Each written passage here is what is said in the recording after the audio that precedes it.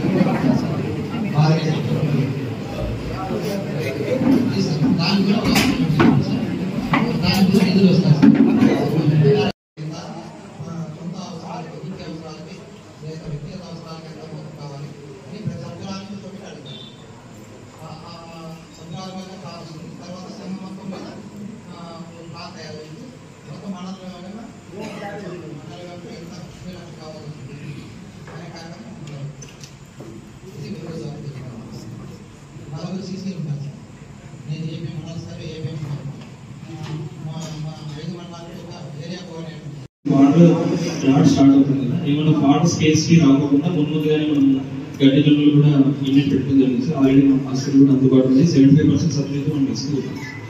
So ఇబ్బంది లేదు sir. అంతేకాకుండా లాస్ట్ అంటే ముందు అంటే డిపార్ట్మెంట్ నుంచి అంటే వచ్చే 2 years ఏమైనా మనకి యూనిట్ కావాల్సినట్లయితే వాటిని ప్రపోజల్ కూడా పెట్టుకున్నారు సార్. సో మన మండలం తరఫున ఆల్రెడీ కాన్సన్ట్రేట్ ఫీడ్ కానీ సైలేజ్ అన్నింటి కూడా మనం పెట్టడం జరిగింది సార్. సో వచ్చినట్లయితే మనం రైతు మీద మీకు 500 కూడా ఇస్తాం సార్.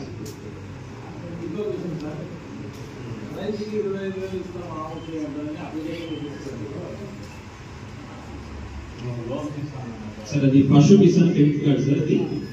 సో పశు కిసాన్ క్రెడిట్ కార్డ్ మీద వచ్చేసి మనకు అంటే అప్లికేషన్ తీసుకున్నారు. అది మనం వచ్చేసి మళ్ళీ గిరిజన స్థాయి నుంచి డిస్ట్రిక్ట్ స్థాయిలోకి వెళ్ళిన తర్వాత వాళ్ళు మళ్ళీ స్క్రూటనైజ్ చేసి అక్కడ నుంచి కొన్ని టైం తీసుకున్నారు.